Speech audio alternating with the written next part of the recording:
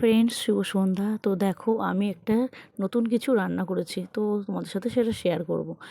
সেটা হচ্ছে, তো আমি আজ রান্না করেছি পাস্তা। তো প্রথমে গাজর, ধনেপাতা, আদা রসুন কুচি, পেঁয়াজ কুচি, কাঁচা লঙ্কা কুচি, টমেটো কুচি আর আলু কুচি নিয়ে নিয়েছি। আর এখানে পাস্তাটা সিদ্ধ করে রেখে দিয়েছি আমি ঠান্ডা করার জন্য। আর এখানে আমি কড়াইতে নিয়ে নিয়েছি, তো কড়াইটা গরম হচ্ছে আর ওই সাইডে আমি রেখে দিয়েছি আমার বাদবাকি উপকরণ। তো আমি কি করে পাস্তা তৈরি করি তোমাদের সাথে শেয়ার করব বলেই ভিডিওটা করে রাখলাম। তো প্রথমে আমি যেটা করি, কড়াইটা গরম হচ্ছে, তারপরে দেখো গাজর ভাজা দিয়ে দিয়েছি তেলের মধ্যেই। গাজরটা যেহেতু একটু শক্ত, তো একটু নরম হলেই আমি আলুটা দিয়ে দেবো, কারণ এখন নতুন আলু, বেশি সময় লাগবে না হতে। তো এই দেখো, আমি আলুটা দিয়ে দিয়েছি।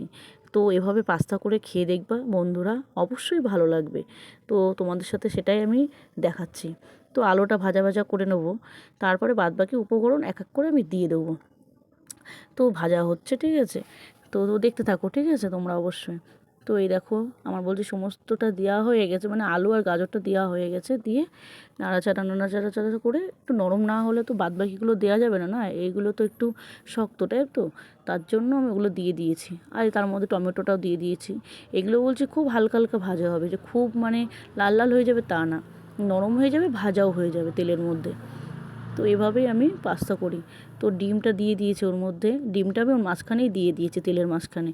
আলাদা করে ফাটিয়ে আমি আর দিইনি, কারণ যেহেতু ওটা কুচি কুচি হবে, ভাজা হবে, ভুজিয়া টাইপের, তো সেই জন্য আমি আর এক্সট্রা করে দিইনি। তো তেলের মধ্যে সমস্তটা একসাথে মিশেও যাবে আর কুচি কুচি হয়ে যাবে ওর মধ্যে। তো আমার এই দেখো ডিমটা দেওয়া হয়ে গেছে। তো এভাবে ওটা ভাজা ভাজা করে নিয়ে তারপরে পেঁয়াজ, কাঁচা লঙ্কা, বাদবাকি যেসব উপকরণ আছে সেগুলো এক এক করে দিয়ে দেবো।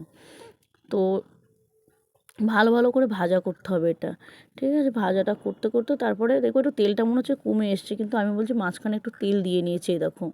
তো তার মধ্যে আমি আদা কুচি আর রসুন কুচি দিয়েছি, আর পেঁয়াজটা একটু লাস্টে দেবো, কারণ পেঁয়াজটা একটু দিলে পেঁয়াজটা পুরো মানে হয়ে যাবে না, একটু মানে দাঁতে বাঁধার মতো থাকবে, একটু দানা দানা থাকবে, ভালো লাগবে।